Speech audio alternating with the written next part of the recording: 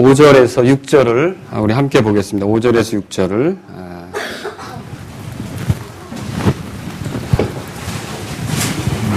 찾으셨으면 같이 읽겠습니다.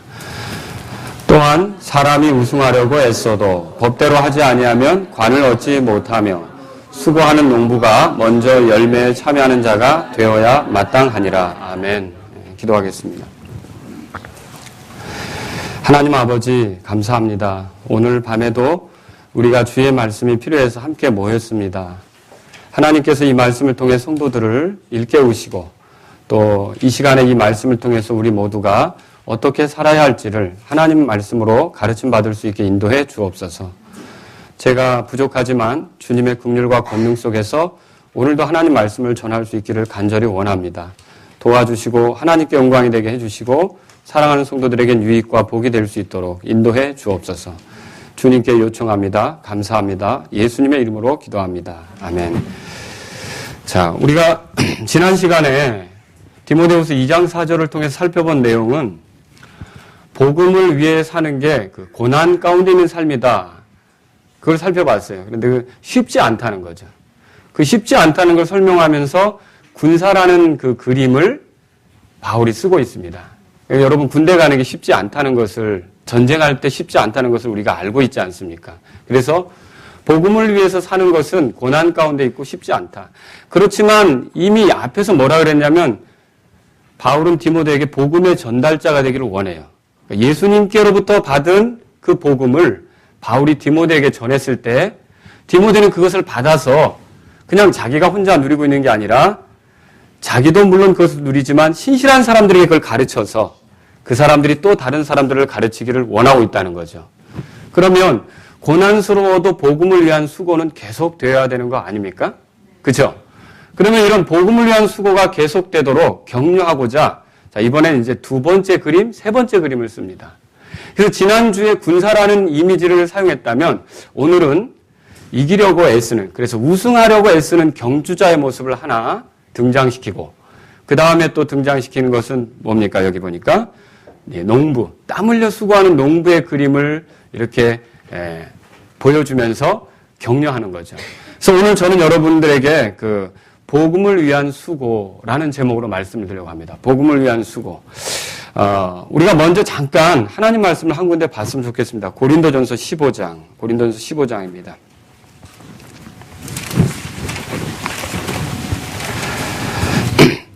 여러분 구원받지 못한 사람들의 그 수고는 그래서 하나님을 감동시키려고 하는 그런 수고는 사실 그 수고가 하나님을 감동시키기는커녕 하나님의 눈에는 자기의 의를 세우려고 하는 하나의 수단으로 보이는 거죠. 그래서 구원받지 못한 사람이 수고하는 거에 대해서 하나님께서 이 다음에 그리스도의 심판석에서 보상을 해주시겠습니까? 결국 그렇진 않죠. 물론 인간이 사는 원리에 의해서 하나님이 믿지 않는 자도 눈여겨보시며 그래도 양심의 두려움을 가지고 살아갈 때 어떤 것들을 더해주기도 하고 이렇게는 할 수 있지만 구원받지 않은 사람의 그 수고 자체를 어떤 그 하나님께서 이 다음에 그리스도인들을 대하실 때 그 보상처럼 그렇게 보상해주거나 그렇지는 않다는 거죠.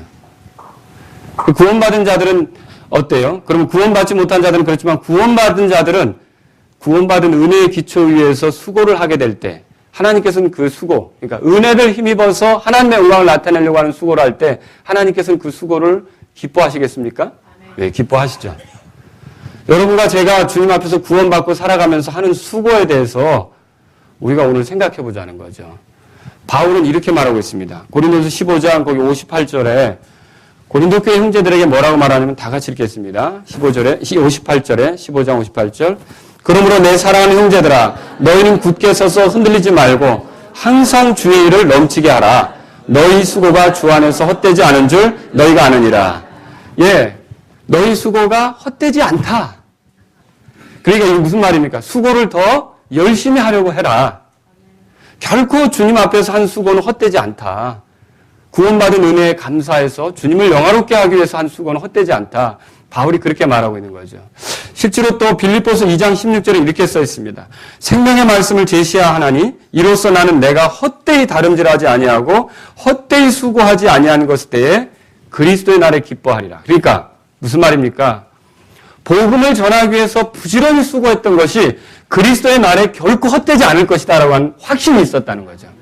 그럼 이런 확신을 가지고 있는 바울이 지금 디모데에게 뭐라고 얘기하는 거냐면, 비록 복음을 위해 사는 것이 고난은 있지만, 고난 가운데 있고 어려움 가운데 있고 핍박도 당하고 또 어떤 코너에 몰리기도 하고 궁지에 몰리기도 하고 심지어 내가 감옥에 갇힌 것처럼 그런 형편에 처해질지도 모른다. 그러나 이 복음을 위해 수고하는 것은 결코 헛되지 않으니까 더 힘을 내라. 그런 뜻으로 지금 여기에 경주하는 경주자의 그림하고 또 농부의 그림을 소개하고 있다는 거죠. 그래서 저는 오늘 여러분에게 그럼 우리의 수고가 헛되지 않기 위해서 어떻게 해야 되는지 크게 두 가지로 5절을 통해서는 농부의 그 경주자의 그림을 통해서 여러분에게 말씀을 드리고 6절을 통해서는 이제 그 농부의 그림을 통해서 우리가 어떻게 수고하는 것이 주님을 기쁘게 하고 그것이 또 하나님께 영광이 되는지를 한번 살펴보자는 거죠. 자, 그럼 먼저 경주자에 대한 그림을 한번 보겠습니다. 디모데후서 2장 거기 보면 5절에 다시 한번 읽겠습니다. 다시 한번 읽겠습니다. 시작. 또한 사람이 우승하려고 애써도 법대로 하지 아니하면 관을 얻지 못하며 그랬어요. 자, 경주자처럼 여기 애써야 하는 것입니다. 우리가 첫 번째로 경주자처럼 애써야 하는 것이죠. 그런데 그리스 로마 시대를 한번 생각해 보죠. 그리스 로마 시대 사람들은 운동 경기를 굉장히 좋아했어요. 그래서 또 운동 경기에 참여해가지고 상을 얻는다. 이거 굉장히 영광스럽게 생각했습니다.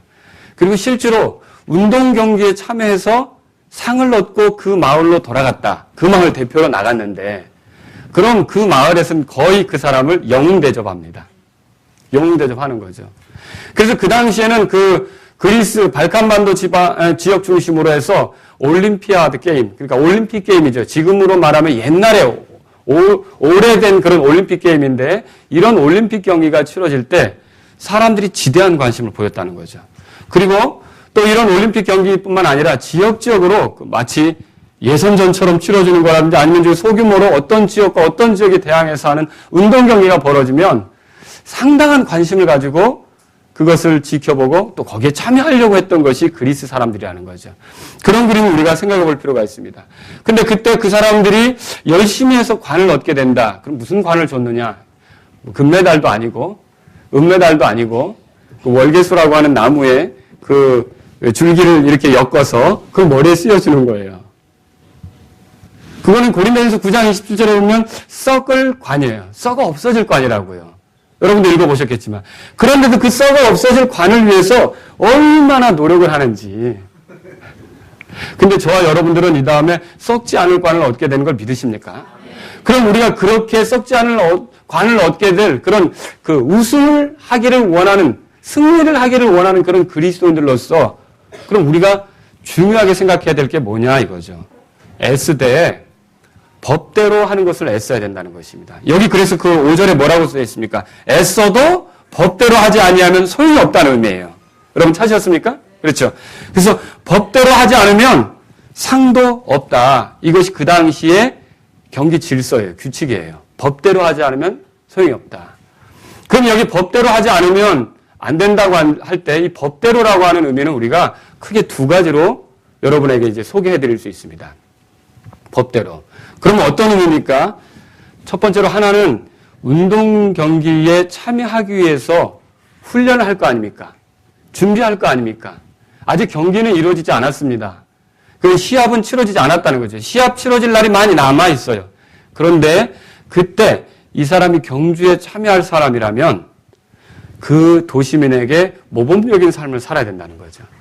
그 도시민의 법들을 지켜야 된다는 거죠. 그 도시민들의 규칙들을 지켜야 된다는 거죠. 만일 도덕적으로 문란한 생활을 했다든지 어떤 그 도시민에게 위해가 되는 생활을 했다 그러면 아무리 유능한 선수라도 경주에 참여할 자격이 주어지지 않게 되는 거예요. 박탈이 된다는 거죠. 실제로 최근에도 그런 일이 있었는데 작년에 7월 23일 정도에 그리스의 그 미모의 3단 뛰기 선수라고 알려진 어떤 여자가 있습니다. 그 여자의 이름이 보울라 파바크로스토 이런 여자인데 이 여자가 자신의 그 트위터에다가 인종차별을 하는 그런 발언을 게시했어요. 그러니까 그리스라는 지역에는 아프리카에서 건너온 사람들이 살고 있었는데 이런 아프리카에서 건너온 사람들이 사는 것을 비아냥거리면서 농담거리로 사용해서 글을 올린 거죠. 그리고 또 나치를 찬양하고 또 나치 아시죠? 2차 대전을 일으켰던 그리고 그 나치에 관련된 동영상들을 리트윗한 거예요. 다시 이렇게 소개한 거죠. 그것이 문제가 되어서 이 사람은 어떻게 됐냐면 그리스 올림픽 대표 선수로 참가하게 될 자격을 박탈당했다는 거죠. 여러분 그 당시에도 그랬어요. 아무리 유능한 선수고 아무리 뛰어난 선수라도 그 당시에 질서를 위배하고 그러니까 그걸 어기고 자기 멋대로 산다. 나는 대단한 선수야 라고 방종하면서 멋대로 살아간다. 그러면 주변의 사람들이 어떻게 하냐면 그 사람을 선수로 참여하게 합니까? 그 사람을 박탈시킵니까? 보내지 말자는 거죠. 그럼 그 사람이 경기에도 참여하지 못하면 상을 얻는 일이 있겠어요? 관을 쓰는 일이 있겠어요? 없자는 거죠. 여러분과 저는 이걸 생각할 필요가 있어요. 우리가 그리스도인으로서 주님 앞에 상을 얻기를 원한다. 관을 쓰기를 원한다. 그러면 우리의 사는 모습 가운데 우리의 삶의 모습이 매우 도덕적이어야 된다는 거죠. 도덕적이란 말은 하나님께서 제시하신 윤리에 맞게 살아가려고 해야 된다는 거예요. 그리스도인들은 율법 폐기론자가 아닙니다. 율법 무용론자가 아닙니다. 물론 우리가 유대인들처럼 되는 율법과는 상관이 없습니다. 안식일을 지키지 않습니다. 할례를 받지 않습니다. 그러나 하나님께서 율법 안에 두신 인간이 거룩하기를 바라서 두셨던 거 있죠? 우리 그거 관심을 가져야 되는 거죠. 도둑질하지 말라. 간음하지 말라. 살인하지 말라. 거짓 증언하지 말라. 탐내지 말라. 우상 숭배하지 말라. 이 모든 것 속에서 우리가 바르게 살아가도록 하는 그런 그 하나님의 말씀들이 있지 않습니까? 이런 하나님 말씀의 그 윤리들을 우리가 가볍게 여기면 상을 얻을 수가 없다는 거죠. 저는 이렇게 가끔 어떤 소식들을 듣게 되냐면 참으로 그 기대가 촉망되는 그러니까 촉망되는 어떤 그 하나님의 일꾼으로 생각이 되는 사람이었는데 부도덕한 일 때문에 결국 교회를 떠나고 더 이상 사역을 할 수 없게 된 사람들에 대한 소식을 들을 때가 있다는 거죠. 그 마음이 얼마나 아픈지 몰라요. 충분히 하나님의 영광을 위해서 살다가 주님 앞에 섰을 때 상을 받을 수 있었는데 이 사람들은 자기 관리를 못한 거예요. 하나님 말씀 안에서 도덕적으로, 윤리적으로 하나님께서 제시하신 법에 따라 바르게 살아가야 되는 것을 무시하고 그래서 여러분과 제가 알아야 될 게 있어요. 죄사함 받았다고 해서 우리가 아무렇게나 살아도 죄 용서 받았으니까 상관없다라는 그 개념은 우리 자신을 망치는 개념이라는 거죠. 우리가 죄 용서 받았으면 더욱더 거룩하게 살기를 열망해야 돼요. 죄 용서 받았으면 그리스도인들 사이에서 말 한마디를 더 조심하려고 해야 되는 거죠. 죄 용서 받았으면 그리스도인들 사이에서 다른 사람에 대한 눈빛이나 표정이나 섬기는 자세나 모든 것에 있어서 내 마음대로가 아니라 어떻게 합니까? 더 하나님이 기뻐하시는 윤리를 가지고 행동하려고 해야 되는 것입니다. 그래야 우리가 대표가 되고 그래야 우리를 통해 하나님 영광 받으시는 일들이 나타날 수 있지 않습니까? 그런데 우리가 구원받았다는 것만을 생각하면서 죄사함 받았다는 것만을 생각하면서 우리가 멋대로 가거나 자유롭게 우리 하고 싶은 대로 해서 불명예스럽게 되거나 우리 간증을 잃어버린다. 그러면 저와 여러분들이 주님을 위해서 쓰임받을 기회를 갖지 못하게 되는 거죠. 다른 사람이 나를 통해 하나님을 섬기려고 하는 게 아니라 나 때문에 하나님 섬기는 것을 꺼려하는 일도 생길 수 있다는 거죠. 그런데 어떻게 상을 받을 수 있겠습니까? 저와 여러분들은 그래서 이 윤리적인 삶에서 하나님의 법, 이 하나님의 그 거룩하신 원함 이런 것들을 가볍게 다루지 않고 존중하면서 살아가려고 하는 마음이 있어야 된다는 거죠. 실제로 우리가 이런 것들을 한다고 해서 이런 것이 조건이 돼서 우리가 하나님 앞에 의롭다함을 얻는 겁니까? 아니죠. 저와 여러분들 의롭다함을 얻는 것은 전적으로 예수 그리스도의 공로입니다. 그분의 희생 때문입니다. 그분이 우리의 죄 때문에 죽으셨고 부활하셨기 때문입니다. 그분이 우리의 의가 되시기 때문입니다. 우리가 그분을 믿을 때 그분이 자신의 의를 우리에게 주심으로써 하나님 앞에 받아들여지는 거 아닙니까? 그런데 문제는 그렇게 하나님 앞에 의롭다함을 얻은 사람은 그 의롭다함을 얻은 증거를 어떻게 나타내느냐? 하나님께서 요구하시는 것을 추구하게 된다는 거죠. 뭐 하나님 요구하시는 건 뭐냐? 거룩한 삶이에요. 하나님 기뻐하시는 대로 말하려고 하는 거죠. 하나님 기뻐하시는 대로 섬기려고 하는 거죠. 이런 것 없이 내가 죄들의 용서만 받았다고 하면서 경주장에 나가려고 한다. 하나님 나에게 실격 처리하실 수도 있어요. 너는 아직 안 된다. 네가 나갔다가 국가적인 망신이다. 다시 말하면 네가 나갔다 그리스도인 진영을 더 욕되게 할 수도 있겠다. 여러분 저희 자신들이 정말로 관을 얻기를 원한다면 하나님의 법대로. 그러니까 그 도심의 법을 어기지 않아야 되는 것처럼 그리스도인 진영이 추구하는 그 법에 어긋남이 없이 같이 그 법은 어디에 있습니까? 하나님 말씀을 통해 가르침 받지 않습니까? 그 법에 맞게 우리가 살아가려고 하는 뜻을 가져야 된다는 거죠. 또 여기서 그 법대로라고 하는 건 그 도시민의 생활 습성대로 사는 것을 얘기할 뿐만 아니라 진짜 실제로 경기 규정을 지켜야 하는 것입니다. 경주할 때 주님을 이제 뛰잖아요. 주님을 섬기는 일을 하잖아요. 그럴 때에도 어떻게 해야 되느냐면 우리의 삶뿐만 아니라 사역에 뛰어들 때도 그러니까 디모데가 주님의 일을 할 때도 자기 나름대로 좋은 생각대로 하는 게 아니라 주의 말씀에 제시된 대로 하는 것이 가장 주님 앞에 상 받는 길이라는 거죠. 그래서 우리의 생활뿐만 아니라 우리가 사역에 뛰어들어서 어떤 일로 다른 사람을 섬기고 주님의 일을 할 때도 어떻게 해야 되느냐 규정대로 해야 되는 것을 깨달을 필요가 있다는 거죠. 규정대로. 실제로 제가 어렸을 때 우리나라에서 올림픽 제가 그때 청년이었을 때 같은데 아주 20대 초반에 올림픽 경기가 있었죠. 서울에서 올림픽. 그 서울 올림픽 구경하신 분들은 계십니까? 네. 그때 100m 달리기를 할 때 아주 우승 선수로 두 명이 쟁쟁하게 이렇게 이제 거론이 됐어요. 혹시 들어보셨어요? 벤 존슨하고 칼 루이스라고.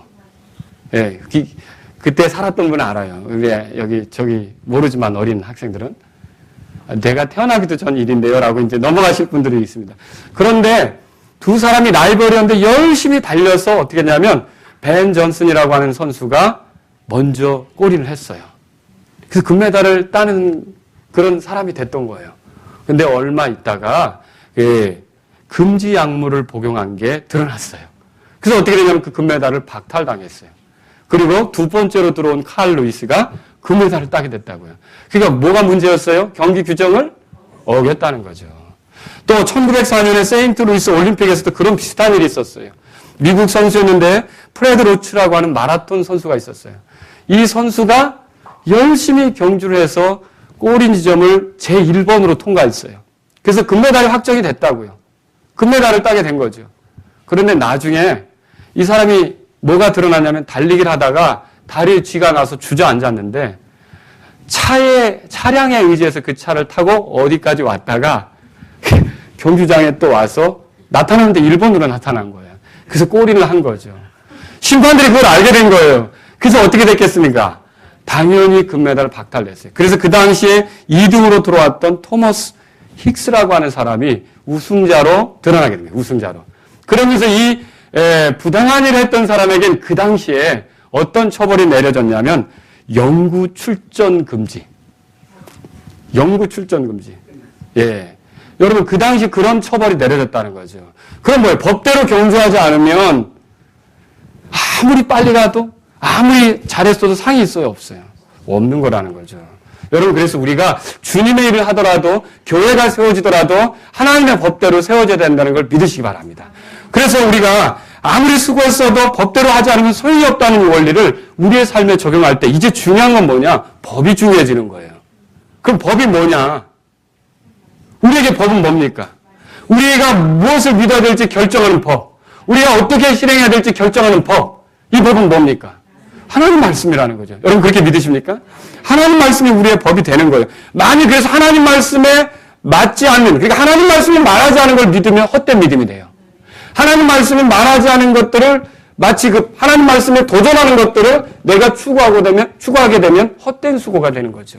뭐 한 예를 들어볼까요 또? 그런 예가 디모데전서 한번 보세요. 디모데전서 3장.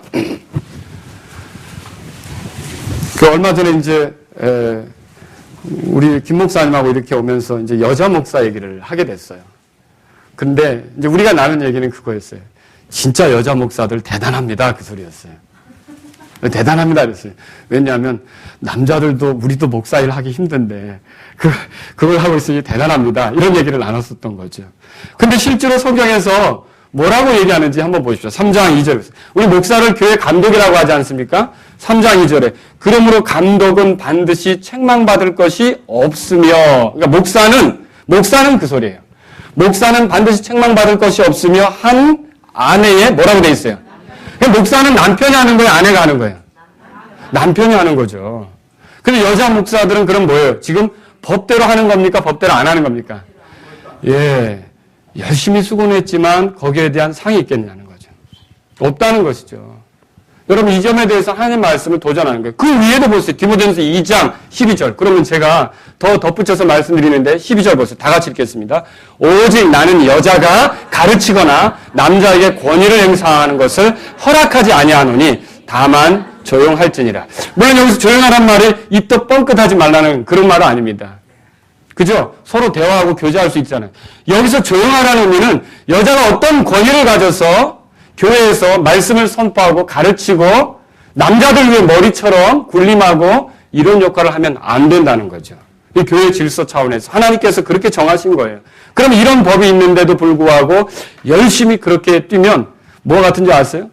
100m 라인을 뛰는데 옆줄로 뛰는 거예요. 생각해 보세요. 남의 선 밟고 뛰는 거예요. 계속 툭툭 치면서. 나중에 상이 있겠어요? 없겠어요? 예, 상이 없단 말이에요. 박탈이라는 거죠. 그래서 우리는요, 하나님 말씀을 존중할 필요가 있다는 것이죠. 자, 그리스도인이 경주할 때 바르게 하도록 가르쳐 주는 것이 성경 기록이에요. 물론 우리가 지금 이제 이 킹제임스 성경을 가지고 있지만 그전에는 우리가 개역 성경을 통해서도 구원을 받는 일이 있었잖아요. 여러분 하나님께서는요, 어떤 완전하지 못한 것을 통해서도 일하실 수 있다는 걸 믿으십니까? 예. 완전하지 못한 것을 통해서도 일하시죠. 심지어 완전하지 못한 것뿐만 아니라 하나님을 반대하고 대적하는 것들도 하나님은 자신의 목적과 선을 이루시는 그런 것들로 사용하실 수도 있다는 거예요. 그래서 대적자들은 꾀를 부려서 하나님 앞에 반대하고 반항하고 적대시하지만 하나님은 그걸 뒤집어서 하나님의 영광을 나타내고 하나님의 선을 이루는 데 사용하실 수 있다는 걸 믿으십니까? 우리 하나님은 그런 것들을 충분히 하실 수 있다는 거죠. 그래서 뭔가 부족한 시절에는 부족한 나름대로 그것을 통해서 하나님이 계속 사람들 안에서 일하실 수가 있는 거죠. 그러나 또한 하나님은 어떤 하나님이시냐면 자신이 완전하신 분이기 때문에 우리에게 완전한 것들을 주시길 원해요. 흠없는 것들을 주시길 원한다는 거죠. 우리에게 제시한 어린 양도 흠없는 어린 양이셔요. 믿으십니까? 우리가 추구할 교회, 하나님이 우리에게 바라시는 교회는 어떤 교회냐? 흠없고 순전한 교회가 되기를 원하신다고 에베소 5장에 써 있어요. 믿으십니까? 하나님께서 우리에게 주시라고 하는 건 흠없고 순전하고 완전한 것들을 주시기를 원한다는 거죠. 그래서 사실은 이 하나님 말씀도 그러한 때도 있어서 하나님께서 일하시지만 또 어느 때가 되면 하나님께서는 어떻게 하냐? 완전한 것을 경험하도록 사람들에게 하나님 말씀을 완전하게 제시해 주시기도 하신다는 거죠. 여러분 그거 믿으십니까? 한번 시편 보세요. 시편. 그래서 하나님은요 자신의 말씀을 보존하시겠다고 약속하셨어요. 그래서 보존하신다는 말은 완전한 것이 마지막 때에도 여전히 드러나게 하신다는 뜻입니다. 자, 시편 12편 펴시겠습니다. 시편 12편 6절에 보세요. 주의 말씀들은 순수한 말씀들이니 흙도가니에서 정제하여 7번 순수하게 만든 은 같도다. 7번이면 완전히 닮은 거예요. 순도를 높여서 완전하게 했다라는 뜻이죠. 7번은. 시편 12편이에요. 자, 7절 다 같이 읽겠습니다. 오 주여 주께서 그것들을 지키시며 주께서 그것들을 이 세대로부터 영원히 보존하시리다. 아멘. 여러분 믿으십니까? 주님은 자신의 말씀을 이 세대로부터 영원히 보존하신다 그랬어요. 그런데 여기 보세요. 이 세대로부터 영원히 보존하신다는 약속을 누가 했습니까? 사실 신학교에서는 이 보존에 대해서 잘 가르치지는 않지만 하나님께서는 보존에 대해서 말씀하고 계시는 거예요. 하나님은 자신의 말씀을 보존하신다고 분명히 언급하고 계십니다. 여러분 그럼 우리가 하나님 말씀에 소망을 거는 게 마땅한 거 아닙니까? 하나님께서 자신의 말씀을 순전하게 가져가신다. 여러분 그리고 그 앞에 보세요. 6절에 뭐라고 써 있습니까? 여기에 보니까 주의 말씀들은 뭐라고 돼 있어요? 순수한 말씀들이니 그렇게 돼 있어요. 근데 영어 성경을 잘 보세요. 순수한 말씀들이라는 표현이 현재로 표현이 돼 있어요. 사실 모세오경 같은 거는 다윗 시절에 이 시편이 써졌을 때쯤은 이미 없어지고 사본 같은 것들이 더 있었을 것입니다. 그런데도 그때 이 시편을 쓰는 그 기록자는 뭐라고 합니까? 주의 말씀들은 뭐라고요? 순수한 말씀들이니 현재 용법으로 쓴 것이 뭘 말하는 것입니까? 이거 잘 생각하세요. 하나님 말씀은 과거에는 순수했지만 지금은 순수하지 않다라는 말이 통하는 겁니까? 아니라는 거죠. 하나님께서는 사람은 그렇게 할 수 없지만 하나님께서는 과거에 자신의 말씀을 순수하게 하셨다면 지금도 현재 진행형으로 순수하게 하시는 분인 걸 믿으시기 바랍니다. 하나님 말씀은 순수한 거예요. 더군다나 덧붙여서 한번 잠언 30장 보세요. 잠언 30장. 그래서 우리는요, 하나님 말씀을 대할 때 오늘날도 우리의 손에 흠없는 하나님 말씀을 찾을 수 있다는 믿음을 가져야 되는 겁니다. 이거는 단지 우리의 생각이 아니라 하나님이 보존하신다는 약속과 그 말씀이 순수하다고 현재로 표현하고 있는 그 말씀을 믿을 때 가능하게 되는 거죠. 그러니까 여러분들이 정말 하나님의 그 큰 말씀의 복을 누린다면 기본적으로 갖게 되는 것이 어떤 것이냐. 하나님께서 보존하신 말씀이 어떤 것인지를 취하게 되는 거죠. 취하게 되는 거죠. 잠언 30장 보세요. 잠언 30장 거기 보면 5절에 하나님의 모든 말씀은 뭐라고 돼 있어요? 순수하다. 그렇게 돼 있죠. 이때도 순수하다라는 표현은요, 현재 표현으로 돼 있어요. 현재 형태로. 그럼 하나님 말씀은 지금도 순수한 거예요. 그래서 옛날에 개혁성경 읽을 때 없음 이렇게 돼 있었다고 그랬잖아요. 그러면 그걸 순수한 거라고 할 수 있습니까? 그렇지 않죠. 물론 그걸 통해서도 하나님께서 여전히 일하실 수 있다고 말씀을 드렸죠. 그러나 우리가 순수한 말씀을 찾게 된다면 법대로 경주하는 원칙에 의해서 어떻게 합니까? 순수한 말씀을 사랑하고 보존된 말씀을 읽고 그 보존된 말씀을 지켜가려고 하는 뜻을 가져야 되는 거 아닙니까? 더군다나 이 구절을 보세요. 30장 거기 그 5절에 하나님의 어떤 말씀의 부분은 순수하다 그렇게 돼 있어요? 모든 말씀은 여러분 믿으십니까? 이 부분은 순수하고 이 부분은 변질되고 이거 아니에요. 하나님께서는 우리에게 모든 말씀을 순수하게 주실 수 있다는 걸 믿으시기 바랍니다. 이 믿음이 있으니까 이제는 법대로 경주하는 게 의미가 있는 거예요. 만약에 이 믿음이 없다면 하나님께서 우리에게 주신 것이 순수하지 않고 문제가 있는 거지만 알아서 해봐라 법대로. 그러면 법대로 하는 것이 의미가 있어요? 공허한 말이 되는 거죠. 여러분이 그 디모데후서 2장 5절의 말씀을 믿는다면 우리 손에 가진 하나님의 말씀이 순수한 말씀이라는 것을 믿으시기 바랍니다. 이것에 기초해서 시작해야 돼요. 그래야 이 믿음이 있어야 이 말씀을 읽고 이 말씀을 사랑하고 이 말씀대로 움직이려고 하고 이 말씀대로 하면 주님 앞에 가서 뭘 말해도 너 왜 그렇게 했느냐? 예, 거기에 그렇게 써 있으니까 내가 했습니다. 나 틀림없이 그렇게 하나님 앞에 뭐라고 말할 수 있지 않습니까? 그런데 변개된 거라면 그게 가능하겠습니까? 부족한 거라면 가능하겠습니까? 그래서 여러분이 제가 법대로 하기를 원한다면 하나님께서 보존하신 말씀을 사랑해야 된다는 거죠. 그걸 소중히 여겨야 된다는 거죠. 그걸 지켜가려고 해야 된다는 거죠. 그래서 우리가 이 세상에 누가 학자가 무슨 얘기하고 어떤 사람이 얘기하든지 하나님은 우리 손에 순전한 말씀을 주실 수 있다. 더군다나요. 여러분 법을 요즘에 한번 제가 그걸 봤어요. 길거리에 다니는 사람들한테 그 법 있죠, 법. 법에 대해서 이 단어를 얘기해줘. 그 뜻이 뭔지를 물어봤어요. 그랬더니 대부분 몰라요. 여러분 법 용어 많이 아십니까? 공포, 이런 거, 이제 구형, 이런 거 다 아십니까? 그런데 보세요. 그렇게 해서 지금 어떤 움직임이 일어나고 있냐면 그 법 단어부터 좀 일반인들이 접하기 쉽게 바꾸자 이런 얘기까지 나오고 있어요.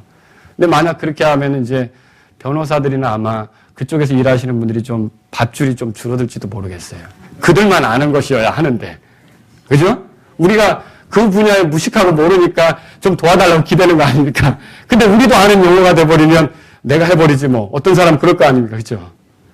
근데 보세요. 이 법 용어가 우리가 알아듣기 어려운 용어라면 우리가 그게 법이 있어도 내가 모르고 할 수도 있고요. 그쵸? 근데 이 법이 쉽게 돼야 되지 않습니까? 만약 지금도 헬라어나 히브리어로만 성경을 읽어야 된다면 법대로 경주하기는커녕 법 해독하느라고 평생 보내다가 끝나겠죠. 이게 무슨 법이야? 그렇죠? 근데 감사하게도 하나님께서는 어떻게 하셨어요? 하나님께서 사용하신 번역자들을 통해서 누구나 그것을 이해할 수 있게, 누구나 그것을 읽으면 하나님의 뜻이 무엇인지를 깨달을 수 있게, 그리고 이게 하나님 말씀이라는 확신을 갖고 붙잡을 수 있게 우리에게 번역자들을 세워주시고 하나님의 섭리죠. 그래서 우리가 읽으면 하나님의 말씀을 깨닫도록, 그래서 읽기만 하면 받아들일 수 있도록, 그리고 그걸 또 우리에게 한국어도 번역이 되도록 이렇게 한 건 주님의 놀라운 은혜 아닙니까? 여러분 그렇다면 우리가 하나님께서 이렇게 우리에게 주신 말씀을 소중히 여기고 이 말씀을 부지런히 읽으면서 이 말씀대로 살려고 할 때, 그래서 말씀대로 살려고 할 때 여러분과 제가 관을 얻게 되는 것을 믿으시기 바랍니다. 상을 얻게 되는 거예요. 그때 주님 앞에 판단받을 때 우리가 말씀대로 했다는 것을 고백하면서 주님께 영광 돌릴 수 있는 시간이 올 수 있다는 거죠. 두 번째로 생각해 본 게 이제 농부입니다. 농부. 바울은 우리의 수고가 헛되지 않도록 법대로 해야 된다. 법대로 애써야 된다. 그렇게 말했죠? 이제 수고의 모델을 또 제시하기 위해서 누구를 보여주냐면 농부를 제시합니다. 농부. 그런데 여기 농부라는 말 앞에 수고하는 이라는 말이 있죠. 이건요, 굉장히 열심히 일하는 것을 의미합니다. 근데 실제로 바울이 디모데에게 이미 디모데전서 5장 17절에 보면 말씀과 교리에 수고하는 이들에게 이제 배나 존경할 자 얘기하면서 얘기한 거 있죠. 그러면 디모데가 해야 될 수고가 뭡니까? 말씀과 교리의 수고를 해야 되는 거 아닙니까? 모든 사역자들이 그거 아닙니까? 그렇죠? 그런 복음을 위해서 수고하기를 바라는 마음이 여기 있다는 거죠. 근데 이것은요, 사역자들만이 아니라 그리스도인이라면 누구나 다 복음을 위해서 수고할 필요가 있습니다. 그런데 여기 수고하는 농부란 어떤 농부냐라고 생각한다면 몇 가지로 정리할 수가 있는데 부지런한 농부, 부지런한 그리스도인을 얘기하는 거예요. 어떤 그리스도인이요? 부지런한 그리스도인이라는 거죠. 사실 그 당시 이 글이 써졌을 때는요, 대량 생산 기술이 없었어요. 대량 생산 기술은 최근에 온 거죠. 그렇죠? 한 사람이 큰 농장을 가지고 기계들을 이용해서 농사 짓는 건 오늘날 최근에 온 거잖아요. 그러면 그때는 농사 기술도 중요했지만 뭐가 중요하냐면 땀을 얼마나 흘리느냐, 얼마나 밭을 자주 가보느냐, 얼마나 계속 가서 움직이느냐. 뭐가 더 많은 수확을 얻는 열쇠입니까? 부지런함이라는 거예요. 부지런함. 그래서 이 수고하는 농부라는 거. 그래서 저희들에게 뭘 원하냐면 수고를 하되 우리의 수고가 헛되지 않으려면 부지런한 수고가 되도록 하라는 거죠. 부지런한 수고. 여러분 잠언 보세요. 잠언 10장에. 그래서 게으른 자는요, 풍성한 수확을 누릴 수가 없습니다. 10장 거기 5절에 보니까 다 같이 읽겠습니다. 여름에 거두는 자는 지혜로운 아들이나 수확 때에 잠자는 자는 수치를 끼치는 아들이니라. 수확 때는 수확을 해야 되는 거 아닙니까? 근데 수확 때 뭐 하고 있어요? 잠자고 있어요. 일할 때 일하지 않고 있어요. 여러분, 결국 이렇게 일할 때 일하지 않고 나중에 하려고 드는 사람은 모든 걸 얻을 수가 없다는 거죠. 게으른 사람, 자꾸 미루는 습성은 게으른 사람들이 가지고 있는 습성이에요. 우리도 혹시 그런 거 없습니까? 우리도 모르게 그리스도인들도요, 게으름의 죄에 빠진다는 거죠. 근데 이게 뭐냐면요, 자꾸만 마땅히 해야 될 걸 미루는 거예요. 내가 해야 될 걸 나중으로 생각하고, 그러다가 정작 해야 될 것을 놓치고 마는 거죠. 이게 바로 게으름이죠. 게으른 사람들은 주님을 위해서 수고할 수가 없어요. 기회를 놓쳐버리는 거죠. 또 잠언 20장 보세요. 20장 거기 보면 4절에 보세요. 게으른 자는 춥다고 밭을 갈지 아니하리니 그러므로 그가 수확 때 구걸할지라도 아무것도 얻지 못하리라. 저는 이제 배짱이 생각이 나기도 하는데 여기 게으른 자는 어떻게 합니까? 이유가 많아요. 여러분 가운데 마땅히 해야 될 기회 이유가 많아서 자꾸 그 이유를 붙잡느라고 일할 기회를 놓쳐버리면 여러분들이 주님을 위해서 일할 수 있는 기회가 없게 되는 거죠. 그래서 여러분이 이 육신적인 핑계에 빠져가지고 부지런함을 못 보여드리는 그런 일들이 없도록 주의하시기 바랍니다. 정말 우리가 주님 앞에서 충직한 그런 헛되지 않은 수고를 하기를 원한다면요, 부지런한 그런 농부처럼 농사꾼이 부지런할 때 많은 수확을 거두지 않습니까? 그런 그리스도인으로 살아야 된다는 거죠. 여기 또 이 수고하는 농부라는 건요, 딴 생각 없이 자기 직무에 집중하는 그리스도인들을 얘기합니다. 농부가 만일 딴 생각에 더 가득해요. 오늘 옆집 박 씨랑 해서 따야 되는데, 이런 생각이 가득해요. 오늘은 또 옷이랑 한판 붙어야 되는데 따야 돼요. 그럼 노름 생각이나 가득해요. 그러면 그 사람이 풍성한 수확을 거둘 수 있습니까? 거둘 수 없다는 거죠. 읍내 미스김 보러 가야 되는데 이런 생각이 가득하다. 그러면 그 농사를 성공적으로 할 수 있겠느냐는 거죠. 농사꾼은 어떻게 해야 돼요? 밭일에 집중해야 되는 거 아닙니까? 그렇죠? 그래서 결국 우리가 하나님께서 나에게 주신 것들에 집중하고 그것에 몰입할 때 정말 우리가 헛된 수고가 안 될 수 있다는 거죠. 여러분과 제가 그렇게 될 수 있기를 바랍니다. 또 여기 뭘 얘기할 수 있습니까? 그래서 예수님이 이런 말씀하셨죠? 손에 쟁기를 잡고 뒤를 돌아보는 자는 하나님의 왕국에 합당하지 않다. 무슨 의미입니까?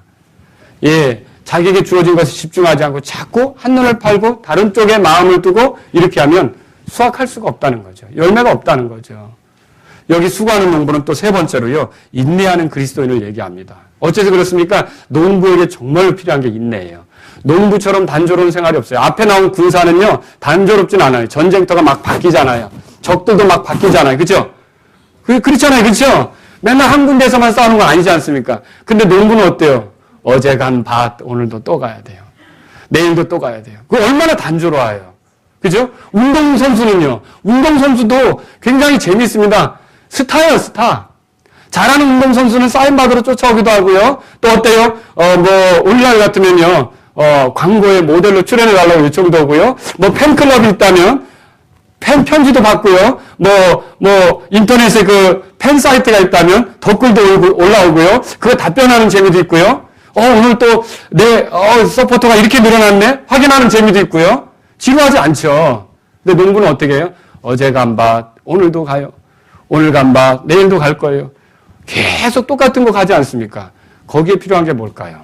인내라는 거죠. 인내가 없으면 그 단조로움을 극복할 수 없다는 거죠. 더군다나 이 인내가 필요한 건요, 열매를 심었을 때 내일 나온다. 그거 맞아요, 틀려요? 그거 아니죠. 저는 우리 아버지 어머니가 예를 들어서 오늘 밤에 자면 내일 아침에 아기를 만들어내는 줄 알았어요. 초등학교 때. 그래가지고 제발 아기 낳아달라고 애원을 하고 다음날 아침에 왜 안 낳냐고 이렇게 얘기한 적도 있어요. 아주 어리석죠. 그렇죠? 자, 이 농사를 지을 때 농사를 지으면 어느 정도 기간이 지나서 열매가 나오는 거예요. 그렇죠? 그때까지는 시간이 많이 필요해요. 그때까지는 비도 와야 돼요. 이른 비도 와야 돼요. 늦은 비도 와야 돼요. 바람도 불어야 돼요. 좋은 햇살도 내리쬐야 돼요. 모든 걸 다 기다리는데 인내가 없으면 안 된다는 거죠. 야고보서 5장 보세요. 그래서 야고보서 5장이 이렇게 말하고 있어요. 여러분이 수고하는 농부로서 많은 열매를 거두려면 인내하실 수 있기를 주의 이름으로 바랍니다. 인내가 필요한 거죠. 인내가. 야고보서 5장 7절을 보십시오. 야고보서 5장 7절 같이 읽겠습니다. 그러므로 형제들아 주께서 오실 때까지 인내하라. 보라 농부가 땅에서 나는 귀한 열매를 바라고 이른 비와 늦은 비를 받을 때까지 오랫동안 그것을 위해 인내하느니라. 그러니까 우리는 주님 위에 살다가 어려움을 만나도 인내해야 되는데 어디까지 인내합니까? 예, 그게 중요해요. 이 어려움을 하나 통과했고 그래도 또 어려움이 또 생기는데 이 어려움 첫 번째 어려움 통과할 때까지만 인내하는 게 아니라 언제까지 인내하는 거예요? 주님 오실 때까지. 그러다 보면 우리의 삶의 열매로 하나님께 영광을 돌리게 된다는 거죠. 사실 그리스도인들이 좀 급한 성향이 있어요. 교회에 와가지고 일을 할 때에도 너무 빨리 많은 것들을 한꺼번에 얻으려고 하고 제가 우리 교회 오면 처음부터 일 시키지 않습니다. 그래서 어떤 분은 실족할지도 모르겠어요. 일하는 것도 중요하지만 받아들이는 것이 더 필요하거든요. 그죠? 하나님 말씀을 듣고 변화돼야 되는 거 아닙니까? 근데 그건 못 견디는 분들도 있더라고요. 예? 이상하네. 목사님이 나를 인정하지 않나. 왜 일을 안 맡기지? 기다리는 것도 필요하지 않습니까? 여러분, 그렇죠? 고통스러운 순간이 올 때요. 그거 견디는 것이 필요하지 않습니까? 그런데요. 고통스러운 순간마다 그걸 피하러 가는 사람 있죠. 힘든 순간마다 그걸 피하러 가는 사람 있죠. 그런 사람들은 열매를 경험할까요? 못할까요? 못하죠. 근데 대개 보면요. 조금 하다가 힘들면 돌아서는 사람이 있어요. 이렇게 하다가 힘들면 또 다른 교회를 찾아요. 이렇게 하다가 힘들면 또 다른 교회를 찾아요. 교회를 통해 얻는 열매를 그 사람이 경험할 수 있을까요? 못한다는 거죠. 여러분, 우리가 그리스도로 살아가는 건 어차피 어려움이 있다는 걸 이미 말씀하셨어요. 그럼 우리가 그 고통스러운 순간에도 인내할 때 우리에게 열매가 나오지 않겠습니까? 이 열매의 정체는 뭡니까? 두 가지로 얘기할 수 있겠죠. 첫 번째는요, 이 열매라는 건 다른 게 아니라 내 성품의 변화가 나타나서 그리스도의 어떠하심을 드러내게 되는 거죠. 실제로 어떤 면에서 내가 오랫동안 예수 믿었는데도, 예수님을 믿었는데도 예수님을 닮는 모습이 왜 안 나타날까? 너무 조급하다는 거죠. 힘든 것이 오면 팍 하고 돌아선다는 거죠. 인내할 줄 모른다는 거죠. 결국 그럼으로 인해서 주님의 어떠하심을 드러내지 못하는 경우가 있다는 거죠. 그러나 어때요? 아픔을 겪고 힘든 순간을 통과할 때, 최근에 어제 우리 자매님들 같이 이렇게 한 어떤 그리스도인 간증을 들으셨을 겁니다. 11년 전에 뜻하지 않은 음주운전자의 사고로 화상을 만나서 얼굴이 다 타버리고 몸에 55% 이상이 화상을 입었는데 3도 화상인데 3도 화상이면 피부 조직이 재생이 안 되는 거죠. 그런데 온 살에서 피부를 떼다가 붙이는데 생살이 붙어지면 이 살이 자꾸 팽팽해져서 이렇게 땡겨있고 막 그래서 살기 어려운 거죠. 이 고통스러운 순간을 한 사람이 겪으면서, 이 그리스도인인데 이 사람이 겪으면서 11년 만에 이제 나와서 하는 얘기예요. 사실 그 11년 전에 대학교 2학년 때 23살 때 사진을 보면 너무 이뻐요. 근데 지금 얼굴이 완전히 망가졌죠. 그런데 11년 전으로 돌아가겠느냐, 그럴 기회가 있다면 물었어요. 그런데 돌아가지 않겠다고 대답했어요. 누군가 인터뷰할 때 멘트로 그렇게 하는 줄로 아는데 그렇게 생각하지 말라는 거죠. 왜냐하면 사람들이 보이는 것에 속아서 영원한 것을 놓친다는 거죠. 자신은 이 어려운 순간을 겪어가면서 하나님이 어떤 분이신지를 안 게 보물이 되었고, 그 하나님이 나에게 어떻게 긍휼을 베푸시고 어떻게 호의를 베푸신 것이 긍휼이 되었는지, 나는 다시는 그 옛날로 돌아가고 싶지 않고 이대로 더 주님을 경험하는 그런 삶을 살고 싶다고 고백하는 걸 우리가 같이 들었지 않습니까? 자매님들 중에 여기 들으신 분 있죠? 여러분, 그거예요. 정말로 고통이 올 때 피하려고 하고 달아나려고 하면 열매를 얻지 못하지만 그 고통 속에서 감사하기 시작하고, 이 사람이 그 절망 속에서 어머니가 딱 해준 충고 하나, 매일 하루에 하나씩 감사하자. 매일 하루에 하나씩 감사하자. 오늘은 내 발로 걷게 된 게 감사한 거예요. 오늘은 내 손으로 뭔가 집을 수 있게 감사한 거예요. 손가락을 절단하는데 하나님께 기도했어요. 손가락이 다 타서 절단해야 되는데 그래도 손이 쓸모있게 해달라고. 근데 절단된 손을 놓고도 어떻게 해요? 쓸 수 있게 돼서 독수리 타법으로 이렇게 키보드를 치죠. 하나님 감사합니다.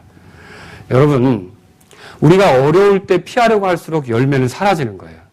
그러나 어렵고 힘들 때 어때요? 그 속에서 견디고 인내하고 주님 앞에 더 가까이 나가면 주님을 경험하며 주님을 드러내는 열매가 나오는 줄로 믿으시기 바랍니다. 우리에게 그것이 필요하다는 것이죠. 주님께서 이렇게 말씀하셨죠. 마태복음 25장 26절에 한 달란트 받은 사람에게 이렇게 얘기했어요. 들어보십시오. 너는 내가 뿌리지 않은 데서 거두고 흙 뿌리지 않은 데서 모으는 줄 알았는데, 잘했다는 겁니까? 못했다는 겁니까? 하나님께서는요, 뿌리고서 거두는 거예요. 근데 이걸 어떻게 뿌리냐면 사람을 통해서 뿌리시는 분이에요. 이게 놀라운 겁니다. 그러니까 우리가 어떤 열매를 경험하려면 가만히 있으면 안 된다는 거죠. 수고해야 된다는 거죠. 누가복음 19장의 문화에 비유해서도 그래요. 뿌리지 않은 것을 거두는 분으로 나를 생각했어? 주님이 칭찬합니까? 야단칩니까? 야단치죠. 하나님의 원리는 무엇입니까? 수고한다고, 힘은 대로 거두게 하는 게 하나님의 원리예요. 물론 구원은 은혜지만, 값없이 주어지는 거지만, 우리가 은혜에 의해서 어떤 상을 노릴 때는, 보상을 누릴 때는 수고한 대로 얻는 것임을 여러분 믿으시기 바랍니다. 그래서 수고한 것이 그렇게 기억될 만한 일이라는 거죠. 로마서 16장 보세요. 그래서 바울은 로마서를 쓰면서 로마 교회를 향해서 수고에 대한 언급을 하죠. 6절에 보세요. 6절에. 우리를 위해 많이 수고한 마리아에게 인사하라. 마리아 앞에 뭐라고 되어 있어요? 많이 수고한 것을 기억하는 거죠. 거기 12절 보세요. 12절 같이 읽겠습니다. 주 안에서 수고하는 두르베나와 두르보사에게 문안하라. 주 안에서 많이 수고한 사랑하는 버시에게 문안하라. 이 수고한 것은 정말로 중요한 것이다. 기억이 될 만한 것이다. 이렇게 말하는 거라는 거죠. 저와 여러분들이 주님 위해 수고한 것도 헛되지 않습니다. 믿으시기 바랍니다. 그리고 또 이 수고는 뭡니까? 복음 전도의 열매를 가져온다는 거죠. 그래서 수확할 것은 많되 일꾼이 적다라고 예수님이 마태복음 9장에 말씀하셨죠. 그때 수확하는 것은 뭡니까? 실제로 밀 이삭입니까? 혼들입니까? 혼들이죠. 여러분과 제가 이렇게 인내하면서 주님 앞에 부지런할 때 어떤 일들이 벌어진다는 거예요. 우리를 통해 구원받는 혼들이 생긴다는 거예요. 여러분과 하나님께 영광되지 않겠습니까? 이런 걸 바라본다면 여러분과 제가 인내하면서 나가야 돼요. 그래서 시편 126편에 눈물을 흘리며 씨를 뿌리는 자는 기쁨으로 단을 거두리라. 믿으십니까? 반드시. 그리고 씨를 가지고 나가서 우는 자는 반드시 기뻐하며 자기의 곡식단을 가지고 돌아오리라. 그런 말씀 있죠? 그래서 우리가 좀 주님을 위해 수고할 때 어려움이 있어도 낙심하지 말고 인내하고 부지런하고 이렇게 살아갈 때 풍성한 열매가 주님 앞에서 우리에게 주어진다는 걸 믿으시기 바랍니다. 잘하게 하시는 분 주님이시고요. 열매를 주시는 분 주님이세요. 그런데요, 우리의 수고를 통해서 그렇게 한다는 거죠. 여러분, 오늘 이 말씀을 통해서 생각해 보십시오. 혹시 수고하지 않고 바라기만 하고 있는 건 아닌지. 간단한 원리도 있잖아요. 일하기 싫은 자는 먹지도 말라. 주님은 우리에게 뭘 원하시는 거예요? 기회를 줬으면 수고하라는 거죠. 생명을 줬으면 생명을 살아보라는 거죠. 수고하라는 것입니다. 만일 우리가 기대했던 대로 잘 되지 않는다면 불평이나 원망을 하기보다는요, 법대로 애썼는지를 돌아보십시오. 그리고요, 내 기분과 감정을 따라 수고하지 않고 법대로 애썼는지를 돌아보고요, 부지런히 수고했는지를 돌아보십시오. 그리고 한눈 팔지 않고 집중했는지를 돌아보십시오. 그리고 어제 심어놓고 오늘 바라고 있는 것은 아닌지 돌아보십시오. 조금 심어놓고 많은 것을 거두려고 하는 것은 아닌지 돌아보십시오. 어려워서 도망가려고 하는 것은 아닌지 돌아보십시오. 많은 수고가 가능한 것은 하나님의 은혜 때문인 게 맞습니다. 바울도 내가 다른 모든 사도들보다 더 많이 수고했다라고 그랬어요. 그런데 생각해 보세요. 바울이 교회를 그렇게 많이 세우고 복음을 그렇게 열심히 전하고 사역자들을 그렇게 많이 양성하고 정말 누구나 부러워하는 사역을 했는데 하나님의 은혜인 건 맞지만 그 은혜 안에서 바울이 그 은혜를 헛되게 다루지 않고 부지런히 수고한 거 아닙니까? 그래서 이후로는 나를 위해 관이 예비되어 있다고 말하는 거 아닙니까? 여러분과 저에게 필요한 게 뭡니까? 듣기만 하는 그리스도인이 아니라 하나님의 말씀대로 섬기고 기회가 오면 그 일을 충직하게 해내고 부지런히 하고 이런 수고하는 그리스도인이 돼야 되는 거 아닙니까? 디모데후서 2장 5절에서 6절의 실질적인 예화가 사도 바울이라는 거죠. 수고해서 많은 열매를 거두고 또 열심히 애써서 법대로 애써서 상을 앞에 두고 있는 사람이 사도 바울 아닙니까? 사도 바울이 그런 위치에서 디모데에게 권하는 거예요. 수고하라. 복음을 위해서. 고난이 있어도 수고하라. 예수님의 수고가 없었다면 오늘 저와 여러분들 여기 있는 거 아닙니다. 맞죠? 이 땅에 오신 수고. 사람들에게 가르치셨던 수고. 사람들을 치료해 주셨던 수고. 십자가로 나아가셨던 수고. 죽으셨던 수고. 희생물이 되셨던 수고. 우리를 위해 피 흘리셨던 수고. 예수님의 수고로 우리가 여기 하나님의 열매들이 된 거 아닙니까? 그렇다면 우리도 이 주님이 우리에게 보여주신 대로 이제는 주님이 우리에게 은혜를 주시고 있기 때문에 가만히 있어서는 안 된다는 거죠. 수고하되 어떻게 합니까? 예, 주님의 어떠하심이 드러나도록 더 많은 혼들이 건져도록 하나님의 법대로 그리고 부지런히 또 우리가 인내하면서 이렇게 충직하게 주님 앞에 수고하는 저와 여러분들이 될 수 있기를 바랍니다.